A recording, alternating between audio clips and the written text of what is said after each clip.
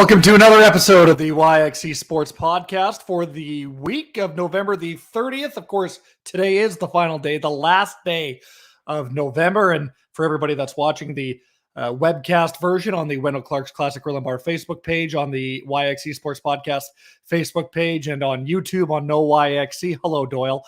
You will notice that I am back to my regularly scheduled facial hair because, yes, Movember is over. Big thanks to everybody that's tuning in to the audio version of the YXE Sports Podcast as well. And I think everybody knows what this episode is going to be about. All football, all local football, because the University of Saskatchewan Huskies are going to the Vanier Cup, their first Vanier Cup appearance since 2006. Joining us from Quebec City, that is where the Vanier Cup this season is being played, is the one and only the great Wray Morrison, who is also a play-by-play guy for the University of Saskatchewan Huskies. So, Ray, bonjour.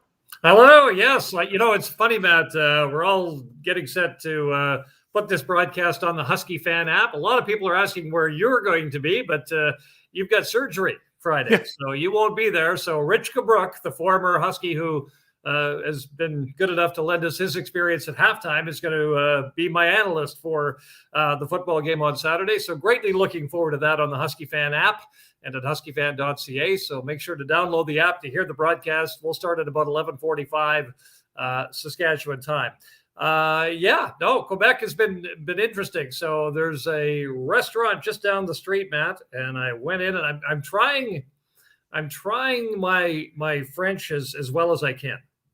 So in Montreal, we're downtown near Nathan Phillips Square, and I'm trying to get my bearings, and I'm wondering how far it is from the Bell Center from where we are at this Phillips Square. So I rehearsed and I put it into my phone, and I asked somebody in French, how far from the Bell Center? And the gentleman's response was, English? That was his response.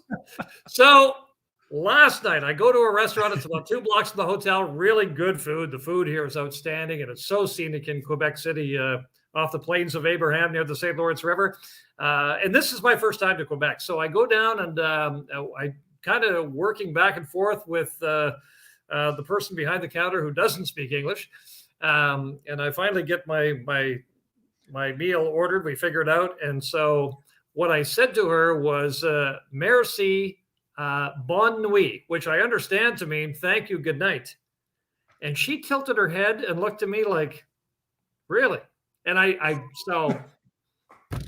trying, right? I'm trying. But anyway, it's been a lot of fun, but I'll stick to. I guess I better stick to English and pictures on my phone if I want. Well, you just gotta point, right? You just gotta point at whatever. That's what it is. Menu you need, yeah, I'm gonna have to use the phone and pictures now because the French isn't getting it done for the locals here. Of course, everybody who's watching on Facebook, we're encouraging you to leave your comments. And Adam, the eldest Morrison, first we got a comment from Cord as well, asking if you need a slice of pizza. We'll get to that backstory in a little while, because we will talk about some of the things that Husky Fan is doing in the Husky Fan app. We'll talk about that a little bit later on in the show. Okay. Adam wants to know if he's chopped liver. I know you don't know what that means, Ray, but Adam did also serve as a color analyst for game this season as well. So, and you know what's interesting? He didn't get recognition for that, I suppose. No, you know what's interesting about that is my boss is actually, that was the exhibition game against Manitoba, and my boss has said, "Who was your analyst? He was fantastic," and it was Adam. But Adam lives a couple hours out of town, so yeah. They must have thought it was me.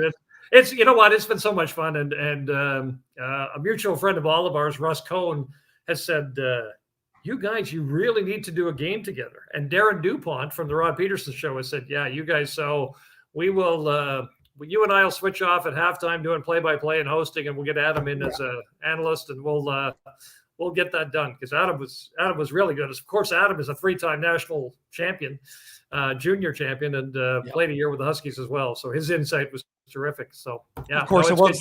You're not chopped liver, Adam. It was the UTech Bowl last Saturday in Montreal. The Huskies with a 14-10 win over the Carabin in a little bit of a hostile environment. Craig Smith is watching on Facebook, and he said that he listened to both you and Marshall Ferguson, who did the game on CBC. What a great game. And you would know firsthand, Ray, kind of just take us through what that game was like. I was listening on the Husky Fan app. I was heading out to Outlook to hang out with some friends, and you could hear in the background, you could hear the crowd noise, you could hear the air horns, the fans screaming. But it was a 14-10 game. It came down to the last play. What was that game like on this past Saturday? Those fans, the Carabin fans were fantastic. They were loud, and they didn't like it when calls went their way, and they really liked it when the physical Carabin lowered a punishing hit.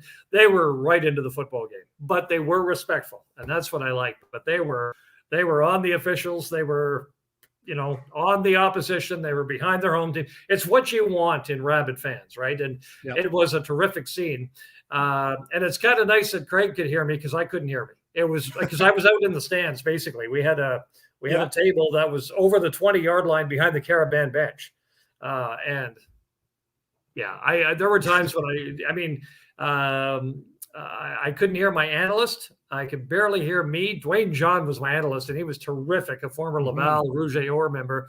But I literally had to put my head against his to hear what was going on, like what he was saying. And it was a wild scene there. So, but no, good on the Huskies, right? They're a resilient bunch, and they just thought if they can play, some good man-to-man, win the one-on-one matchups, and then do what they do. And what they do is run the ball with Adam Mackert. If they had an opportunity to do that, to decide the football game, they would do that. And that's exactly what it came down to. So it was a terrific performance by the defense. You think about not allowing the Carabin to score a touchdown at home. Right. That alone is a remarkable feat by the defense. So tip of the cap to Warren Musica and the defense for that. And then, the Carabin, their defense was good, but eventually that veteran offensive line with Nick Summick, the fifth-year tackle, and everybody they got in there, Zur and Haas was a backup for that one. He played really well. Olyu was in the middle at center. They were fantastic. And so that's, kind of like we've seen in the games at Griffith Stadium, right, Matt? And Adam would know this too, being a lineman. It's attrition. It's, eventually if you can wear them down at the end, some say that football since the beginning of time has been won in the line of scrimmage, and I don't necessarily know if that's the case, but that one certainly was, I thought. And Adam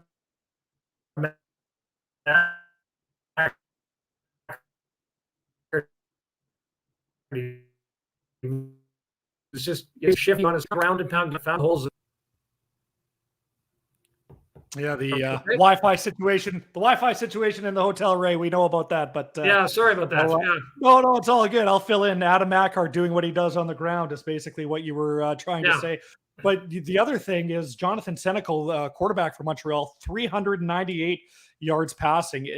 For the Huskies, I think that's kind of the whole thing of bend but not break, right? To give up 400 yards through the air and not allow a touchdown, like you said, is credit to the defense of Warren Musica and led by guys like Riley Pickett. He had a huge sack in that game. Talk a little bit about the road to get to the Vanier Cup. Obviously, they won the UTech Bowl last week, but 6-game season this year, right? So I think every game was a little more important. They started off on the road in Calgary. They lost that game back in week 1, reeled off 5 straight wins. 4 of those were by double digits, and then rolled over UBC in Manitoba, at the playoffs. I've been around this team for the home games. You've been around the team on the road. Just kind of how special and how good is this team? Because I think I don't think they're necessarily maybe getting the credit that they still deserve, but I don't know if you can kind of go into detail about just how good this team is. Well, and Western is favored in the Vanier Cup. Yeah. So that's and we'll see what happens on awards night, right? Sometimes coaches use that as a motivating factor. I think one of the things that happened was, they steadily got better after the Calgary game.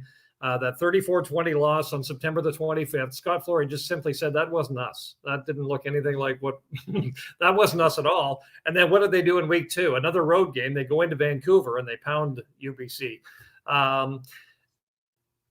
I think one of the things that made people step up and take notice was that semifinal win over UBC before they played Manitoba in the Hardy Cup. And the reason I say that is because both Daniel Perry and Sam Baker had over 140 yards receiving in that game. This is a team that's known for Colton Clausen through the air and Adam Mackert on the ground, right?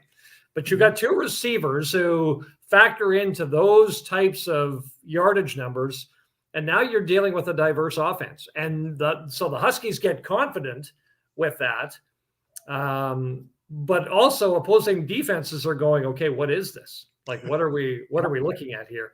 And you did see that at times in Montreal. You saw, a big catch made by somebody who you wouldn't think would make a big catch. It wasn't as one-dimensional as you thought. I mean, that 5R offense kind of keeps opposing defenses honest, right? So you can find the odd open receiver and make that happen, or it opens up the run game.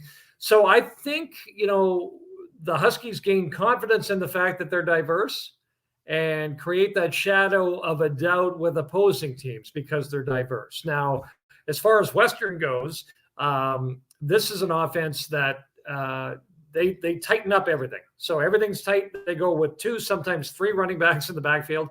And it's what Scott Flory described to me last night as heavy football. And that's what we're going to see out of Western. So we'll see how the Huskies respond to that, because sometimes heavy football means that you're controlling the clock. Yeah. The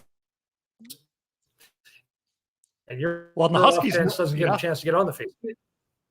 If the Huskies can make some plays. Sorry, Matt, go ahead. I was just going to say the Huskies know that better than anybody, right? With Adam Mackert and even Josh Iwanchina. Right? They just control the clock, especially when they have to in the fourth quarter. That kind of brings me to my next question. Craig wants to know if the Husky defense can stop that 3-headed monster of a run game from Western. So when you look at the keys to the game for the U of S, you got to think that their top priority is going to be that run defense, which has been very good so far this season with the likes of Leggett and Riley Pickett and Nick Weeb and Clovis Lameka. Well, and the other thing, too, I just was chatting with Hayden Sumacall downstairs, and he says, well, it just means that I play inside the box more, right? So I'm not kind of feathering out. I'm kind of inside the box more. Yeah, it's interesting. In the 29-0 win for the Yates Cup over Queens, Keon Edwards had 168 yards in rushing, and then it was the 61-3 blowout over St. FX, which you can't really read anything into that other than the fact that Western had 469 yards in rushing, right? So it's the old story. They're going to run the ball until the Huskies prove they can stop it, right? They have a younger quarterback.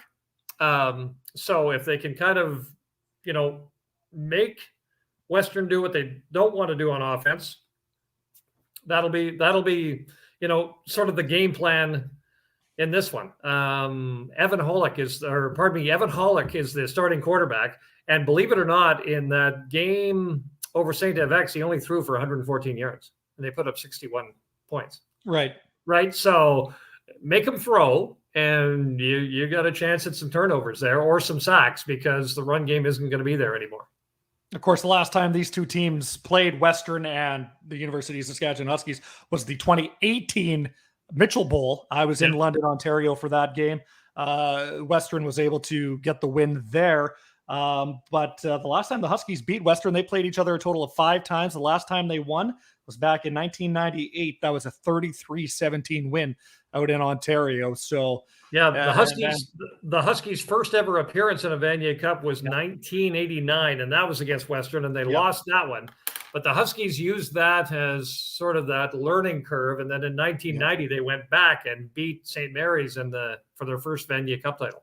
There was 31 players on that 2018 team that made it to the Mitchell Bowl for the Huskies that are still on the roster. So lots of experience. And, for those guys, it's payback time. Of course, this is the YXE Sports Podcast, talking with Wray Morrison, who is in Quebec City, getting set for the Vanier Cup. And we're not live at Wendell Clark's Classic Grill and Bar, but it's still the same great food and the same great football Thursdays, Sundays, and Mondays. So head on down to Wendell Clark's Classic Grill and Bar to get your fill of football on any of those days. See the great staff there on the corner of Circle and Idlewild here in Saskatoon.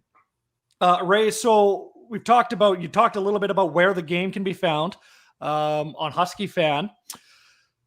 This is a new venture. It's a great venture. It's a partnership between the university and Pattison Media. Take us through a little bit about what the Husky Fan website and the Husky Fan app is.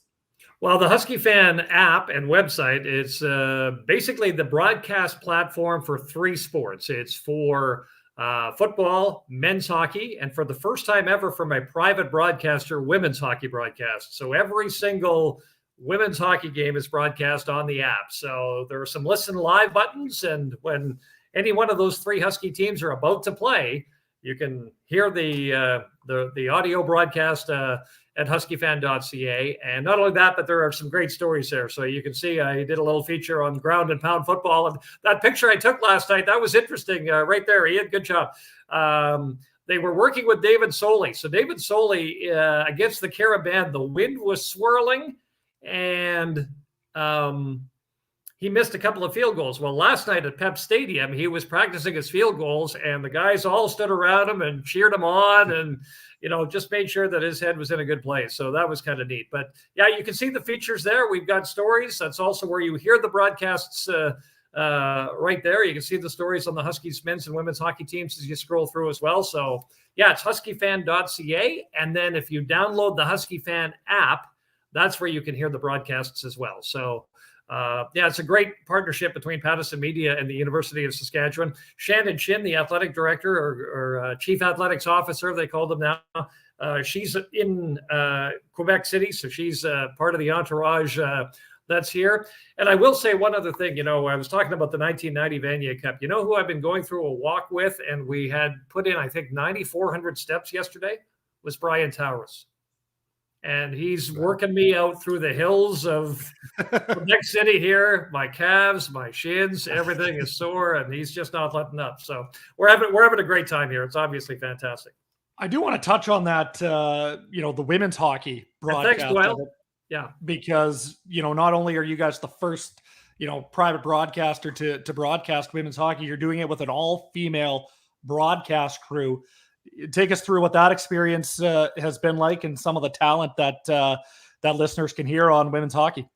Well, Katie Brickman-Young is also one of our journalists. She's a reporter as well. She knows so much about hockey. So she's actually the analyst for the women's games at Merlis Belcher Place, but also the men's game. She works with me when I do play-by-play for Mike Babcock's Dogs, and she's terrific.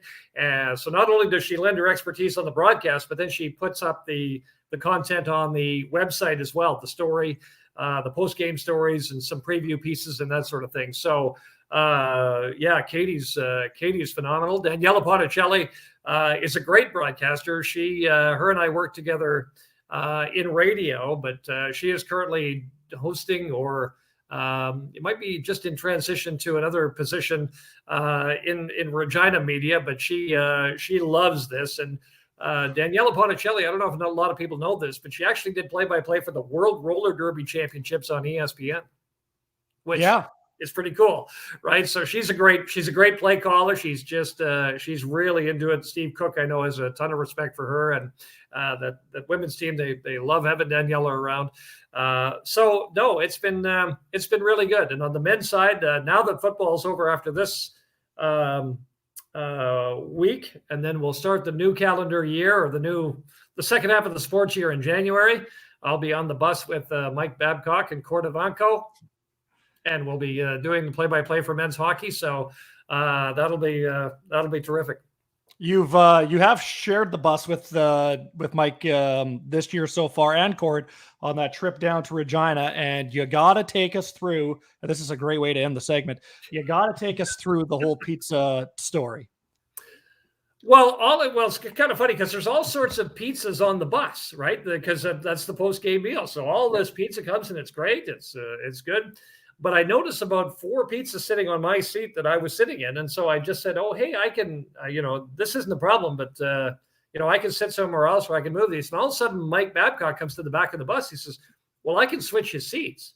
So the coach is about to give up his front seat in the bus for the radio broadcast. I said, no, that's not happening. I said, we'll get organized here. It's all good. So we get all organized, and the pizzas get passed to the back of the bus, and we're taking off. And all of a sudden, I hear Cord say to me, hey, Ray, you want a couple of pieces of pizza? There's a couple left over. I said, well, sure. I turn around, and there's Cord, shirtless.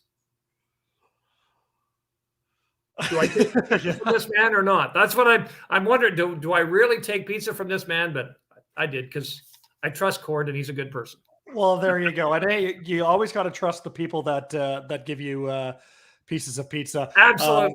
Yeah. Ray, thanks so much. Just a quick question from Craig in the comments. Will you guys have a pregame show on Saturday? You guys are going to be hitting the air at about 11:45. Is that correct? We are going to hit the air at 11:45. So we'll have a couple of small interviews. I do want to catch up with Greg Marshall, and Craig will like that, because they no doubt know each other very well. Greg, being the former Hamilton Tiger Cats head coach, has done a terrific job with this Western program. So, but yeah, we will have a couple of short interviews. We'll start at 11:45 with the pregame coverage. And I believe that kickoff is at 12:07 or 12:08 Saskatchewan time. So Rich Kabrook and I will have that. And then at halftime, I'm going to have an interview with one of the fifth-year players who is just one of the most talented players and colorful characters on this team, and that's Colton Clausen. So we'll have a halftime interview with him. And then, of course, right after the game, there's no big post-game show. We'll sign off, because then we start feeding the app, right? So we start getting content to huskiefan.ca. So that's where everything will be post-game, following what I know many in Saskatchewan are hoping will be a Huskies win over Western. Yeah, no, we're hoping so too. And like I said, I just don't know how many people know that this team is actually as talented as they are. But the way that they played against Montreal, especially that stifling defense, they can certainly hang in their fair share of games as long as they can stop the run. One more question from Doyle. He wants to know if Mike Babcock is going to go to the Canucks. Now, I'm not sure if you've seen that rumor or not. But no. Why don't you just tell, if you know, sure, but also just tell us. You're around Mike more often than not. Tell us how much he's kind of enjoying being back at home here in Saskatchewan. Oh, you know what? He loves it. And he said this 2 or 3 times. And that's another thing. You can go to huskiefan.ca, and you can go to the podcast section, and you can listen back to all the coaches shows that Mike and I have done. Now, we didn't tape one today because I'm here. Oh, he's loving it. He loves being around family, right? His in-laws, I believe his wife's parents are in Lloydminster. And of course, he's got a lot of family in Saskatoon, including a sister. It's a dream come true for him to work with his son, Michael, who's getting a degree. So there is that. But when you ask Mike, is this going beyond March of 2022? He's never really said. So, yeah, it's hard to know. You wouldn't be surprised to see a guy who's won at every level, including a Stanley Cup, return to the National Hockey League. So, I mean, nothing is. I mean, I'll put it to you this way, Matt. When the rumor started that Mike Babcock was going to come coach the University of Saskatchewan Huskies, what did you and I thought? No way. So with regards to a guy like Mike Babcock going back to the NHL, probably not a stretch based on his resume. It would come down to, at this stage of his career, his desire to get back there. All you can do is wait and see, but it is good to know that Mike's going to be hanging around here until at least March. Ray, thanks so much. And I will be on my couch on Saturday because I can't really go anywhere else. I'll be in a lot of pain. Yes. But I will be listening to the Huskies trying to capture the Vanier Cup in Quebec City against the Western Mustangs. Thanks so much, Wray Morrison, for joining us from Quebec City. Of course, that wraps things up for this week's episode of the YXE Sports Podcast. I am going under the knife on Friday, so for those of you that have already extended your well wishes and good lucks, thank you very much. Undetermined if there's going to be a show next Tuesday or not, but we will keep all of our listeners informed. So we will talk to you either next week or maybe the week after. Not entirely sure, but until then, go Huskies go, and we'll see you when we see you.